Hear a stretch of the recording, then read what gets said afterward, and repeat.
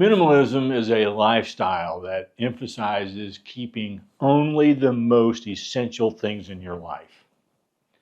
And like great photographers, minimalists focus on capturing the beauty that is found in simplicity.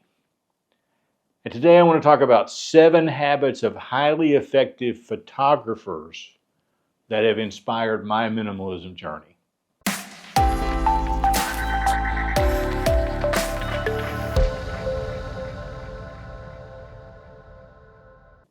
In photography, composition is everything. The most striking shots are those where the photographer has thoughtfully framed and arranged the elements to achieve a balance across the screen, an emphasis, and a storytelling impact. Effective minimalists apply this same purposeful composition to their possessions and their surroundings. They carefully consider what to include and what to exclude, keeping only those elements that add substantive value or meaning to their life. Now, this comes at me in 2 ways as a photographer. First, I cannot count the number of times I have taken an image only to decide after I got home and put the photo up on the 27-inch IMAX screen that if I had only moved just an inch or 2 to my left, the image would have been composed so much better, but it was too late. But it also comes in the way we capture or don't capture details in the image. Take this image of a couple on vacation, for instance. Now, let me pause here to say that every image used in this video was created using AI in Photoshop's beta program. You simply need to type in what you want and Photoshop spits out pictures for you. It's really pretty incredible. Anyway, this image is confusing. Is it about the couple or is it about the hotel? If it's about the hotel, why have the couple in it at all? But we can change the composition to focus on the couple. After all, that's usually really the memory we want, and the hotel in the background is now a secondary element. It can be remembered through this photograph, but the most important thing is now available without any distractions. I think this is an apt description of minimalism. We have certain things we want to emphasize: pictures of family, a treasured keepsake, a lamp, or a father's chair. And we compose our environment in a way that emphasizes what is important to us. A favorite photo cannot be seen as we would hope if we surround it with a lot of other things that are seemingly equally important. The subject of our joy simply gets lost among the clutter. And along those lines, great photographers learn what should be omitted from the frame.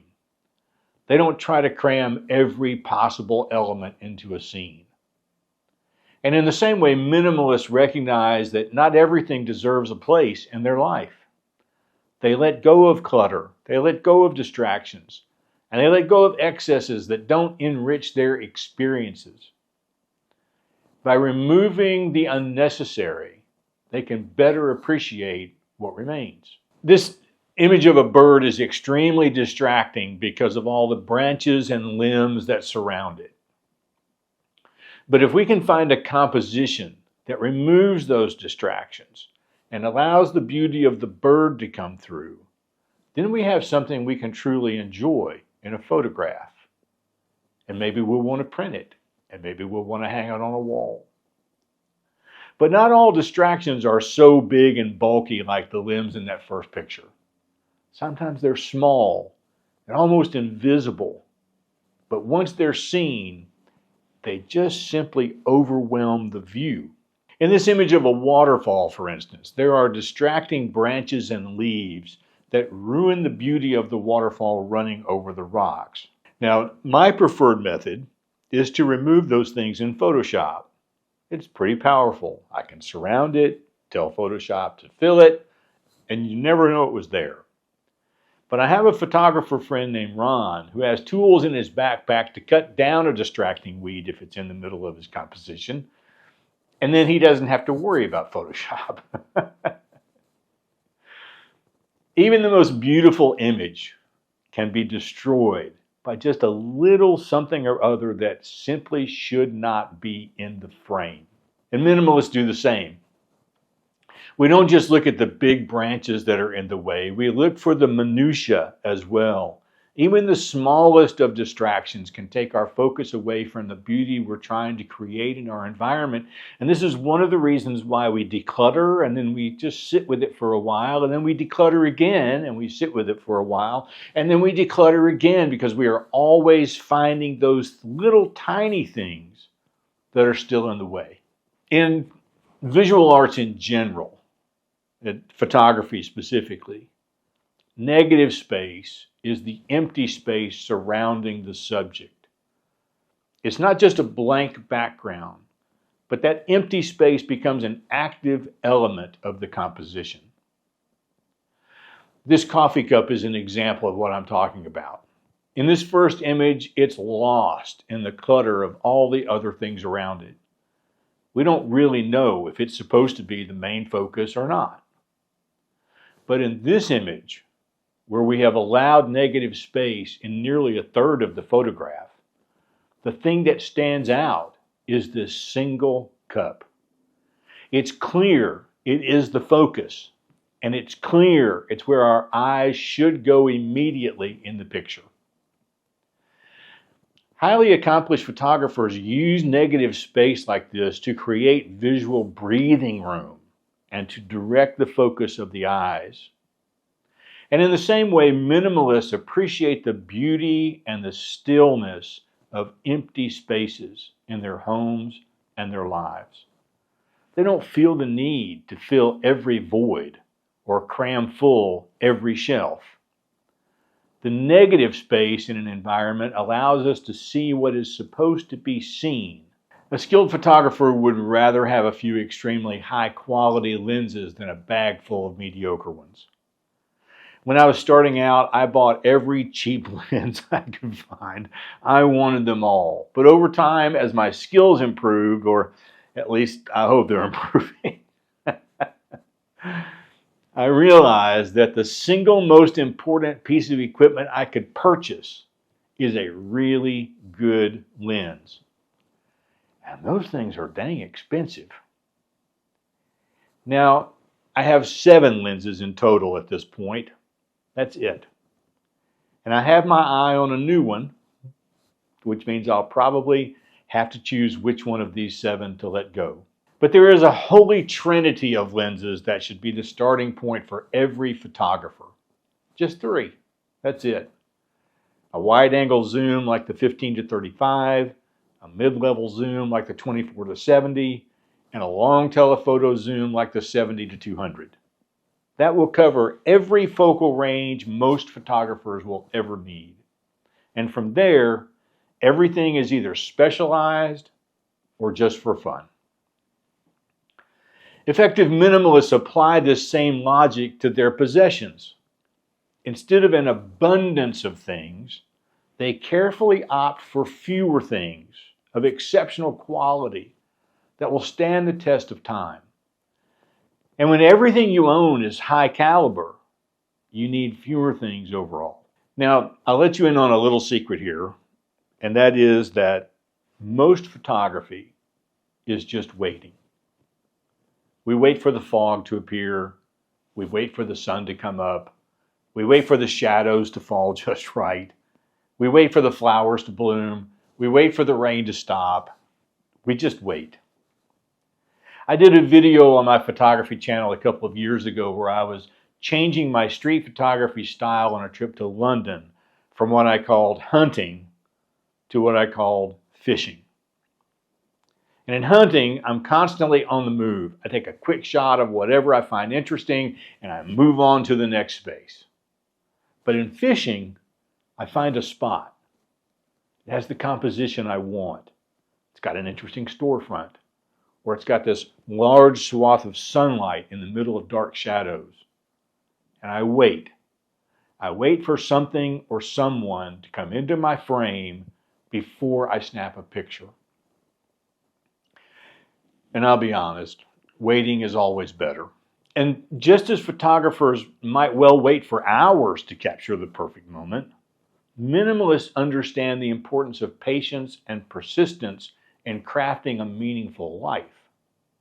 They know that simplifying one's life is a journey, it's not a destination, and that meaningful change takes time and effort. With patience and persistence, minimalists gradually strip away the layers of excess to reveal the essence of their existence. Good photographers are also masters at harnessing natural and artificial light sources. They use them to craft painterly effects on their subjects. They know there is such a thing as good light and bad light. And in portrait photography, light either makes the photo or it kills it. In this first image, the light is flat. The picture is blah. The woman isn't flattered at all. But in this image, where we can control light and shadow, the light contours the face. It brings depth to the image. And it definitely is flattering to the woman. Now, this is why I don't do portrait work. Most of my images turn out like the first one and not the second one. Effective minimalists recognize how physical light impacts their spaces, and they work on how to leverage it as an enriching design element. By letting light filter through open areas, they enhance feelings of spaciousness and tranquility in even the most modest of dwellings.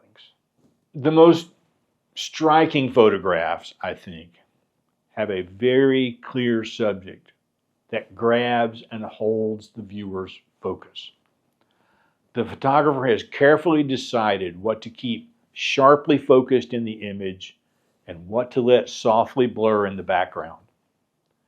And when you're photographing with very wide apertures like f2.8 or f2.0 or 1.8 or 1.4, a photographer will focus on the eyes specifically when shooting a portrait.